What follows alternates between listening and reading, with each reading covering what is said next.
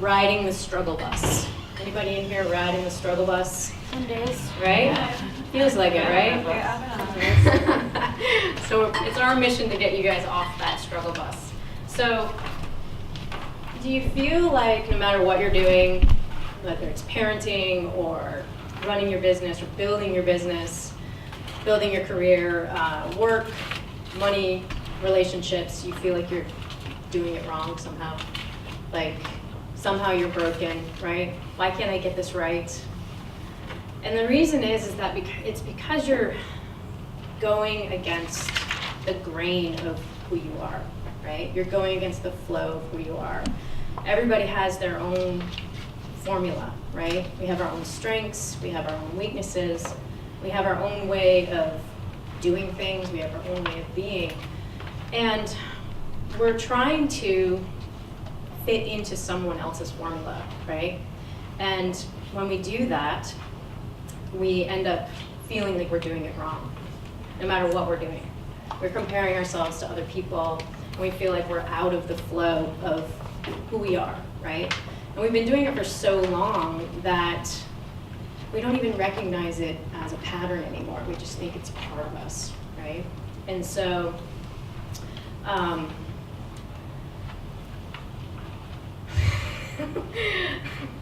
let me check my notes here.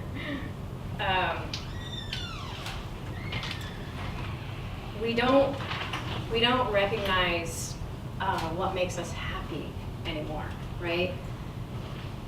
I bet if I asked you guys what makes your kids happy, what makes your spouse happy, right? You'd be like, oh, I know, right? I'm gonna get them this for Christmas, and this makes them laugh, and that whole thing, right?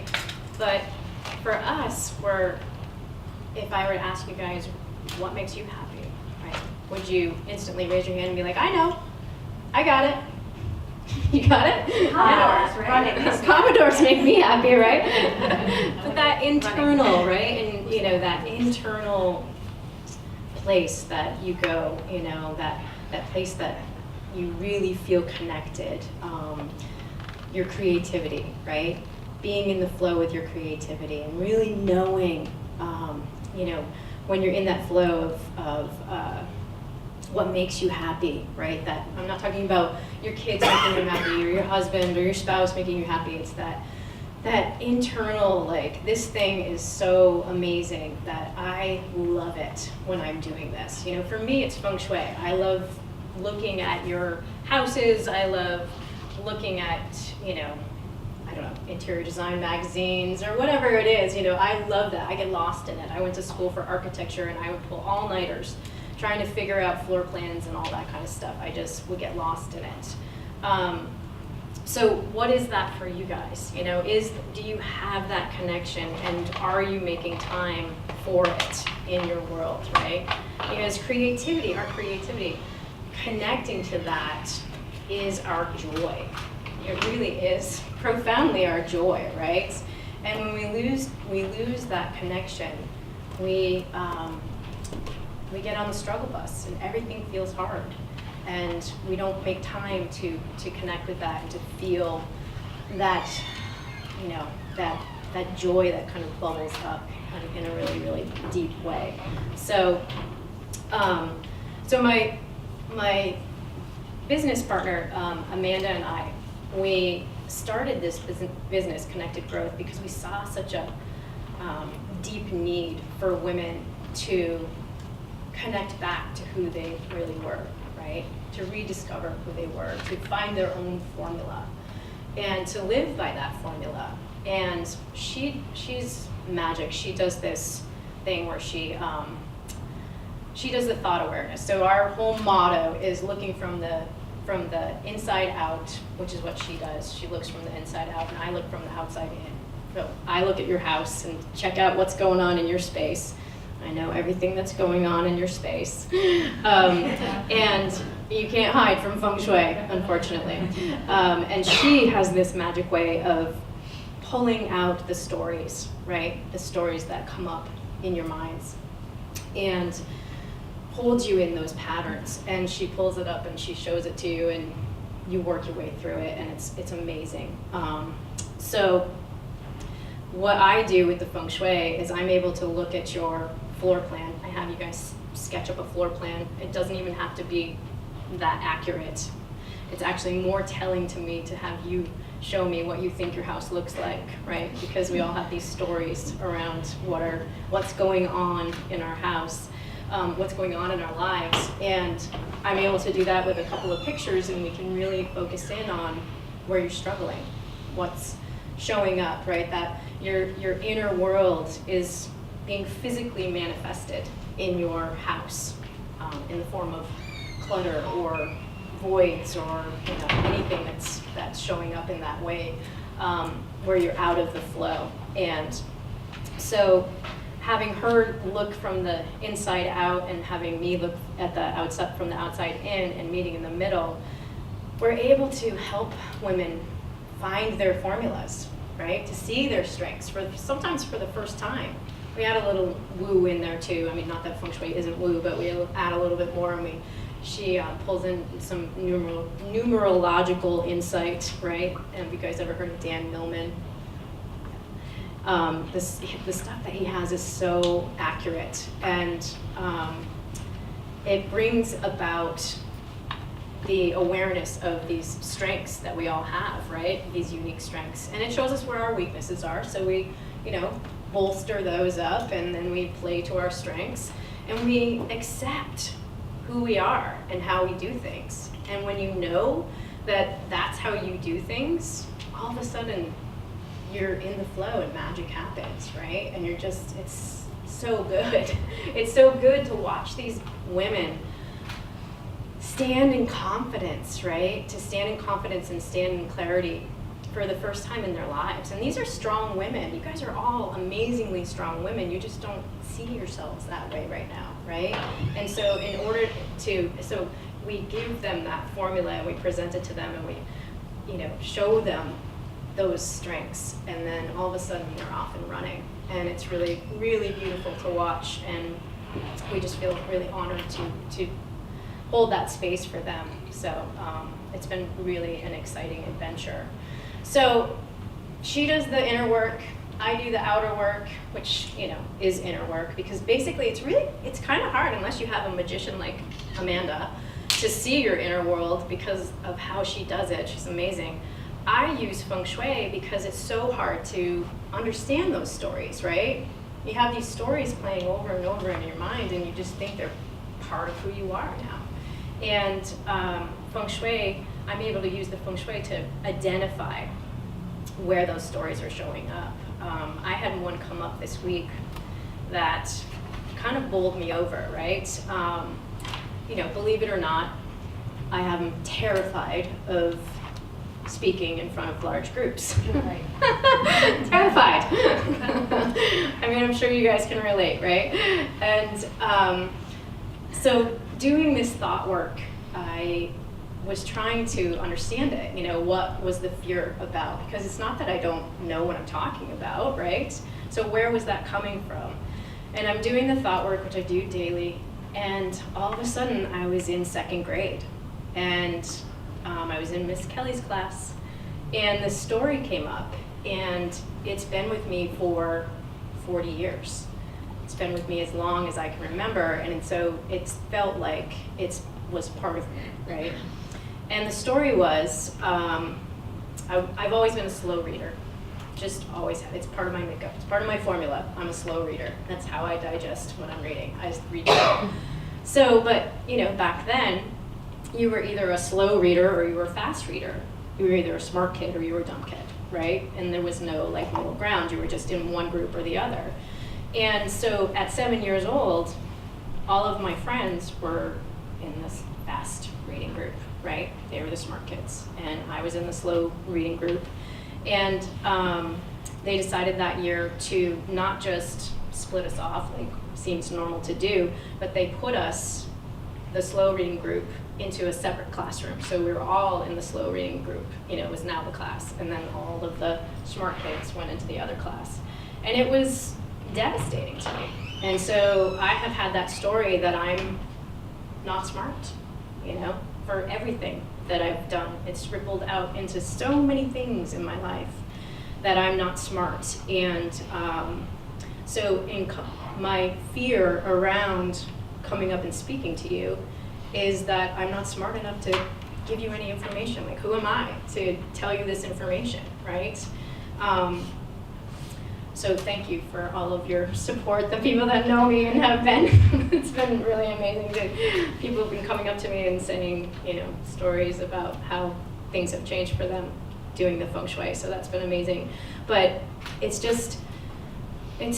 so deeply rooted, these stories that we have around our own stuff that we don't even know that it's a story, right? But when you can identify that story and you can root it out, and you can make it disappear, you can kick it to the curb, it's so freeing. And all of a sudden, you're back in confidence. So today, all I kept saying to myself is, I'm excited, I'm excited, I'm excited, because nervous and excited is pretty similar. But I was just telling myself over and over and over again this mantra in my head. Everybody's been talking about mantras and affirmations and everything. I'm excited, I'm excited. And I am. I'm thrilled to be here and just try to move through this stuff and not trip up. So, well, those are over with. But, so let's talk about feng shui.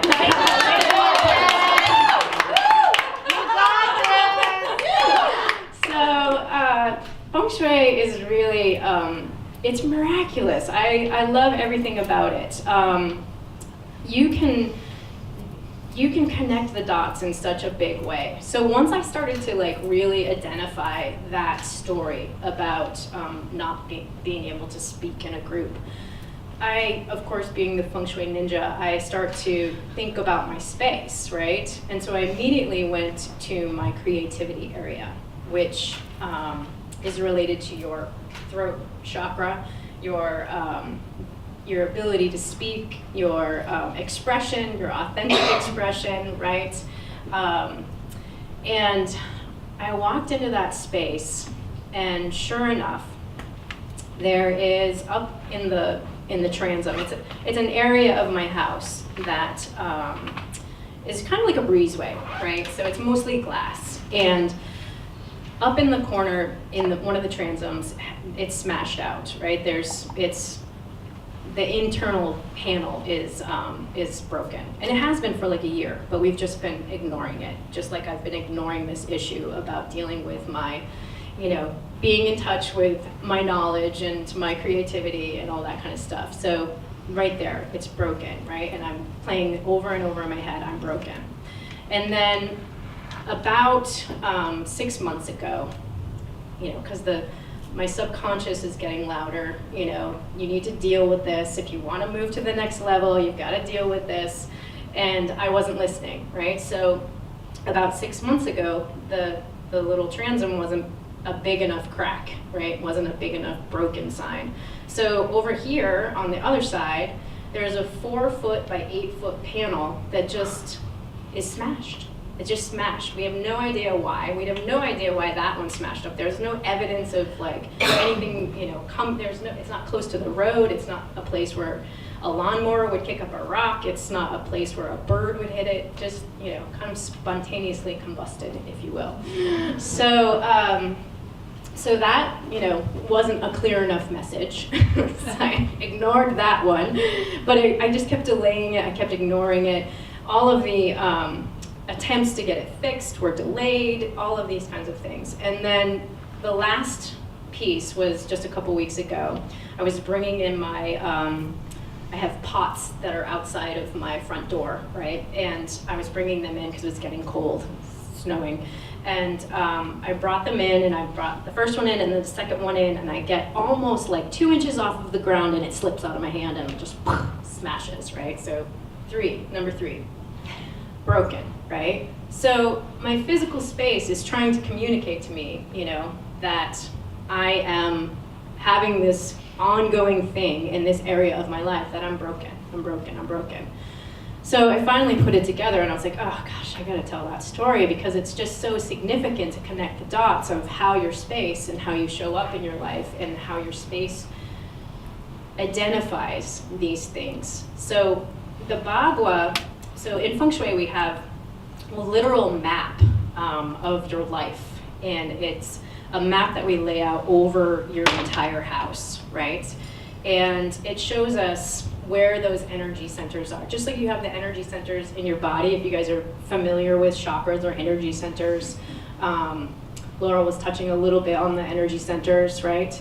We have each one of those energy centers relates to an energy center in your space as well. And I kind of clue in, like if something's going on in your body, then we'll go look, if something's going on in my throat, then I'll go look in my creativity area. If something's going on in my heart, I'll go look in the love area. And it's just another way to connect the dots to find out what's going on up here, right? Because everybody's been talking about this theme about how your thoughts really do create your life, right? Your thoughts create the emotions, and then the emotions create your actions, and then the actions create the results. So if you can get a handle on those thoughts, think about how powerful you are, right? You can control everything. You can manifest anything that you want in your life by knowing that, right? The trick is, it's kind of like The Secret, right? It's not that easy, right? You have to have discipline about it. You have to practice daily to understand your thoughts and all that kind of stuff. But feng shui is just one of those tools that helps you understand those. So the Bagua map, which is, it literally translates, so feng shui is Chinese, right? So we have a lot of words that are, kind of odd, like Bagua. So Bagua translates to, the Ba is 8, and then Gua is centers. So there's 8 centers in your house that each have a theme. And so you have a love center, everybody loves the love center. You have the money, everybody wants to talk about the money, but you also have things like family and knowledge, the less sexy ones, like knowledge, and then you have career, helpful people, creativity, which we touched on a little bit. Did I forget one? Fame. You love that one. I love your story. Do you mind if I tell your story? So the fame area is all about stepping into your light, right? It's the fire element. So feng shui is a 5-element practice. And so there's different areas in your home that relate to different elements, and fire is in the fame area. If you think about, the spotlight being on you and that fire burning, when you are in that light, right, people are just drawn to you. And so it's not like Britney Spears kind of fame, it's like people being drawn to you and you showing up in your light. And Heidi was just telling me a beautiful story about that and how that really helped her step into her light. So by putting a simple orange coral bath towel in my bathroom to remind me every single day about being seen and a willingness to be seen. So it was just a tiny little blip of an email comment, and it continually over the last year has continued to transform and allow me to be seen. So it's a little bit goes a long way. So good. Woman. So good. Yeah, exactly. I have a client that had a very similar experience in her creativity area. She was having a really hard time finding her way to her creativity, her way back. She had an experience with a roommate that her creativity was expressed through music and her voice. And she had a roommate that really got upset when she sang for years. And so she really started to block that and didn't do it anymore. And she was finally living in her own apartment. But in order to get to her career or her creativity area, you had to make your way down this really long hallway and then hang a hook around and make your way back around. It was kind of hidden in the corner, right? So I had her place a mirror at the end of the hallway so that she could see her creativity area, right? Because it's really, you have to be really intentional. Feng Shui is very literal, so she could find her way to her creativity area. And then she added, something that was very symbolic to her for finding her voice again. And she said, within a matter of days, things started to open up for her in ways, and she was finding her way back to her voice and singing and finding the pleasure in that. So we have a habit of blocking those things in our lives, right? And we set our space up to block those things. And so when we can find our awareness around it, all of a sudden we can open that flow up And particularly for our creativity, people tend to think I'm not a creative person because I don't paint, or I'm not an artist, right? But gardening is a passion, right? Cooking is a passion.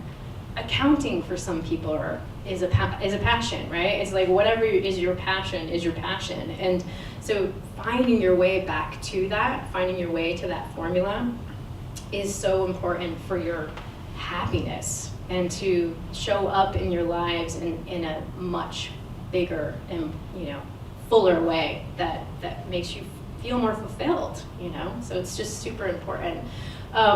So I would love to take you guys through a little visualization so that you can connect your own dots as to what's happening in your spaces, right? Because I am a big believer that we pick houses, we pick apartments, we pick spaces that mimic our self-limiting beliefs, right? The patterns that we have growing up we tend to pick houses that are very similar to the ones that we grew up with, and it's generally because those are patterns that we've developed from childhood. And so, and see where they're showing up in your spaces. So, get that friction going. Amanda and I do this every time we do a live. Get that energy going. All right. Slowly start to pull your hands away. Do you feel that energy between your hands? Do you feel your hands tingling? It's almost like you have like a pulsating orb there. Whoa. It's like it wants to expand, it doesn't want to go any closer. It's almost like you have magnets, opposing magnets in between there. So that you can experience your home in a whole new way. I want you to see your home for the first time, as if you are a stranger visiting the house for the very first time. This gives us a whole new perspective on what we see every single day, because oftentimes we are seeing this stuff subconsciously, but we're not seeing it consciously. And even though we're seeing it subconsciously, as you make your approach to the entryway, do you know which door to use? Do you use the formal front door, or maybe the breezeway door, or the garage door, or the side door? How do you find your way in? Is it clear? Is it marked?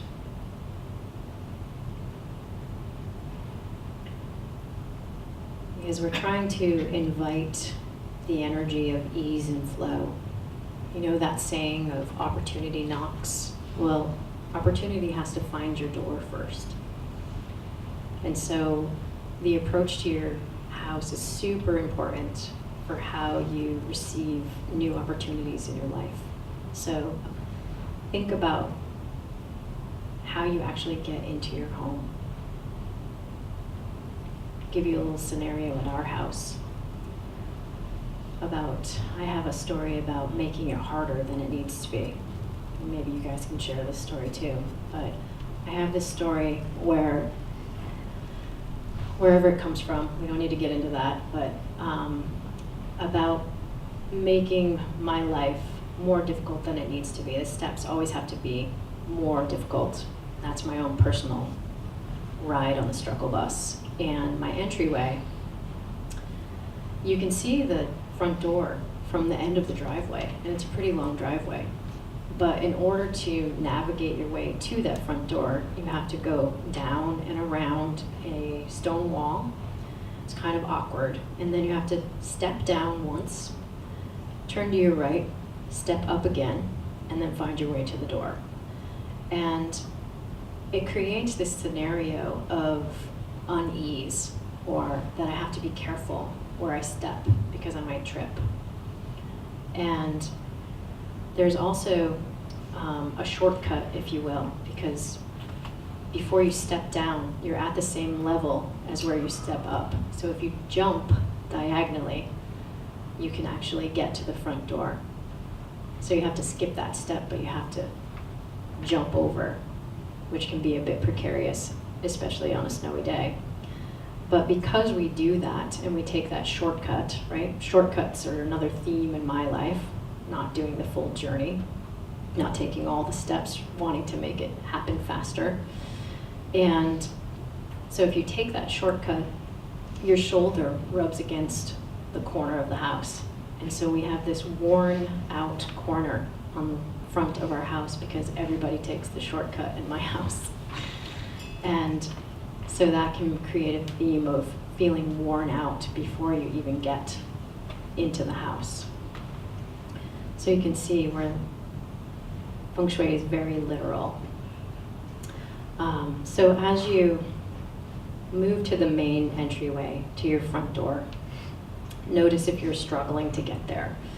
And then as you put the keys in the lock, where I live, we never lock our door, but you guys might. When you put the keys in the door, do you have to struggle with that lock? Do you have to jiggle the keys? Do you have to lift the handle, turn it to the left, turn it to the right? Is it difficult?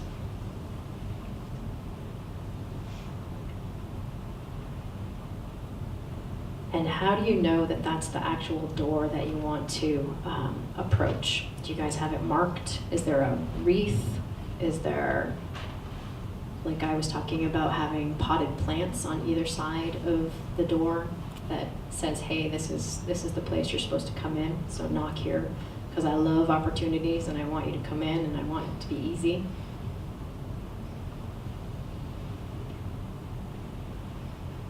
So notice as you open the door, if you can open it first easily, but can you open it all of the way? Or are you one of those people that tucks things behind the door because it's kind of a good place to store things?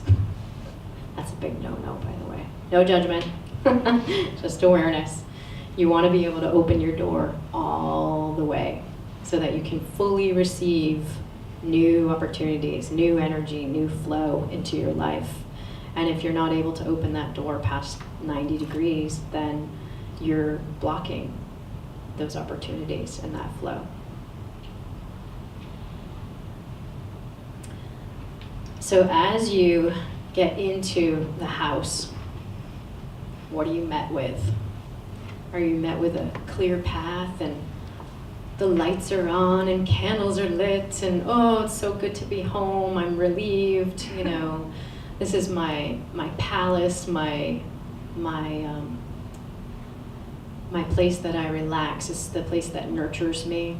Or are you immediately tripping over old sneakers and muddy boots and pummeled by backpacks?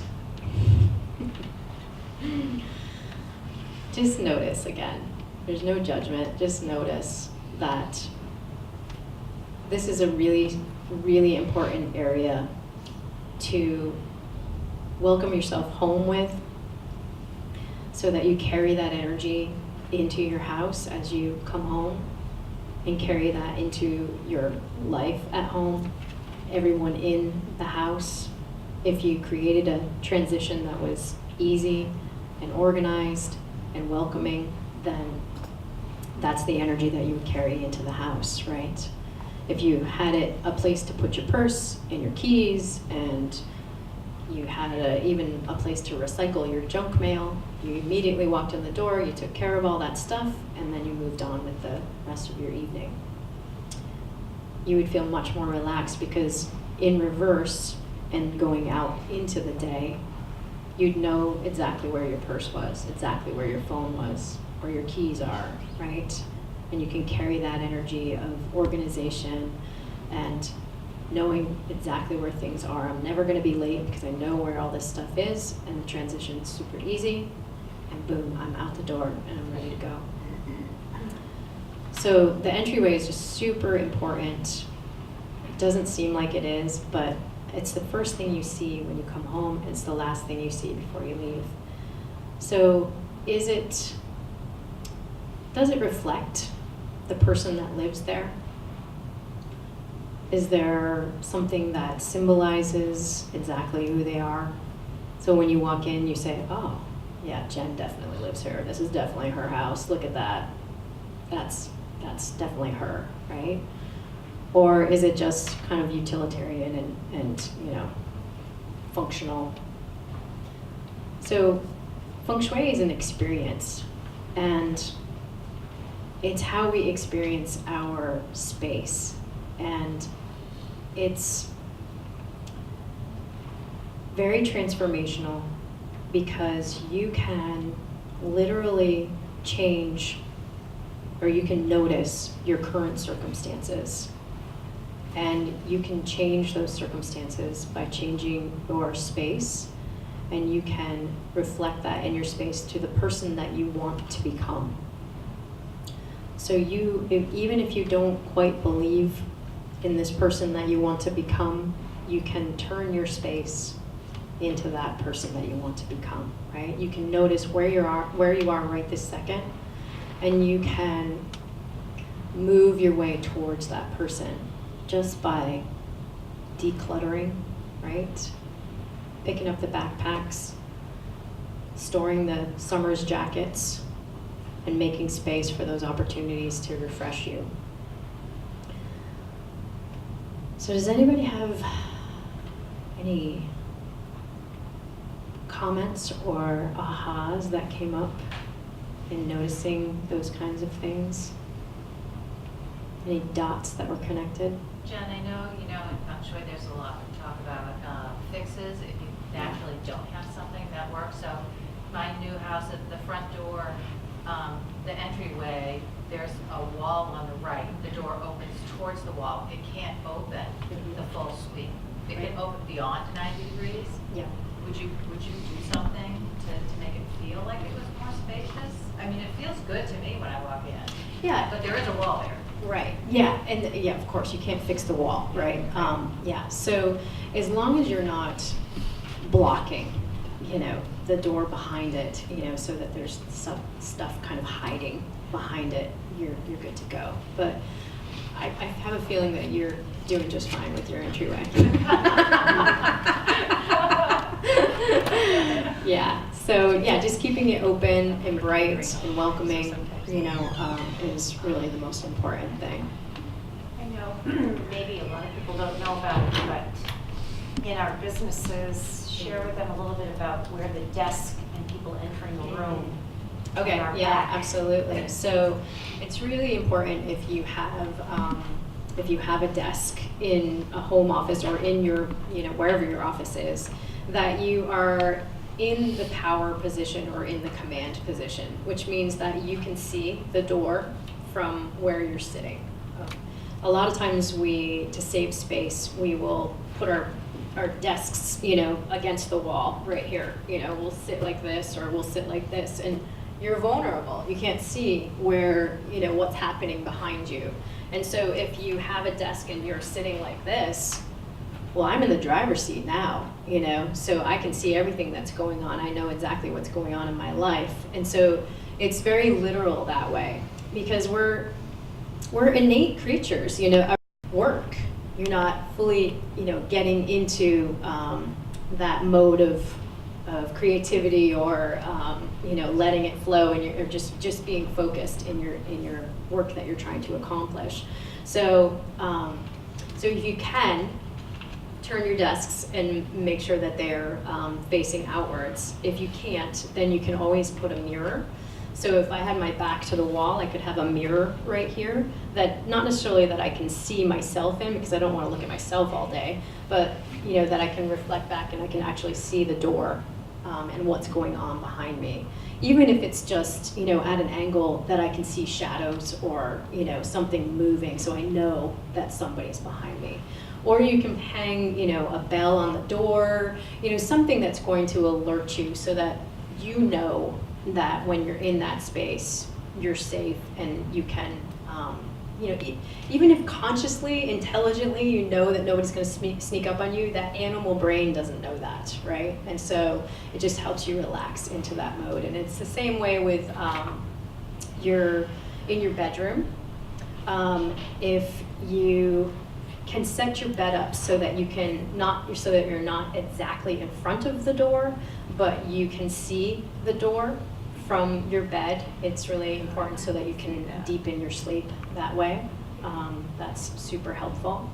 The bedroom's a really important room, especially in feng shui, and I hear all the time, but Jen, nobody ever sees it. You know, nobody sees it but me, so what does it matter?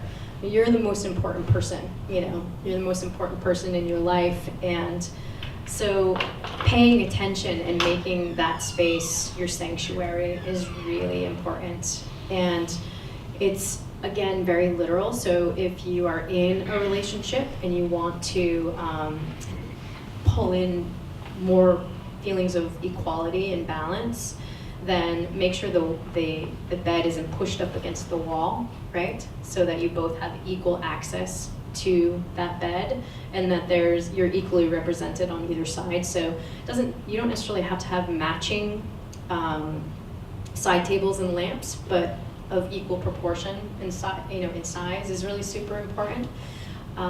Just mimicking again that balance and that equality within the relationship. I always recommend that you make your bed every single day. A lot of people don't like that, but it's really important to welcome your future self home, right? And just to know that when you come home in the evening that you can crawl into bed and feel relaxed and let go of the stress, right? So you can make your bed, and I like to smooth it out and set the intention of just smoothing out my day, right? And then placing a couple of pillows on it with the intention of, you know, my husband and I, you know, staying in love and, you know, being in an equal relationship. You know, so just playing those kinds of stories in my mind as I'm doing that work, rather than letting, you know, the stories about, like, I'm the only one that makes this bed, you know, like all that kind of stuff, you know. So it's just it's a very intentional way of living, and just replacing the stories, right? Because we have these records in our brains that are going over and over and over again, and it's really difficult to replace those grooves that are in our brains, right? If you think about thoughts, they're just constantly, you know, playing over and over and over again, and it's a really great way to just kind of put, you know, a new story over the top. Maybe the old one doesn't go away, but this one kind of gently replaces it. Do you have a question? You talked about you wanted, when we came through the door, but I go into my garage and I have another door that I don't want people to go through my garage. So I made a step to go up onto my front farmer's porch so that people would go to the front door. Mm-hmm. But I don't want them to go through the garage. But when I bring my car into the garage and then I shut the door and I go into like the little mudroom, so what would you do to make people not go through that door? I want them to go to the front door, right, where I have planters. Mm-hmm. But I don't usually go to the front door because I take my car into the garage. Sure. But I do have a wreath on that door. But now that I put that step up to go into the front door, most people do go to the front door. Right. So because you set that intention for them to go right, that way. And right? I notice when the UPS man comes.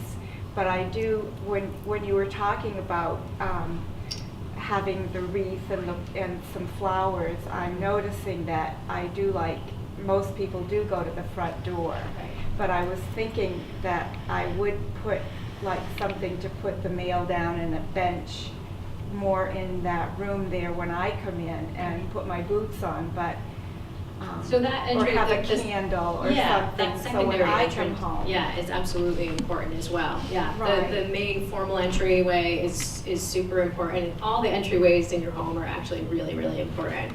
So that's a great, example of it's just you that's using that space, just like the bedroom, but it's just me, but it's you. So honor you and your experience in your home, right? So you wouldn't have a thing for your boots at the front door? If you From- receive from guests, friends, guests if you there, would, yeah, okay. absolutely. If you have a lot of And people an that come through umbrella that way. thing with a chair too. Yeah, Oh, yeah. okay. Yeah, definitely. I mean, it just depends on how you use your house, you know? If you use your house and you have a lot of guests and they come in that way, then you know.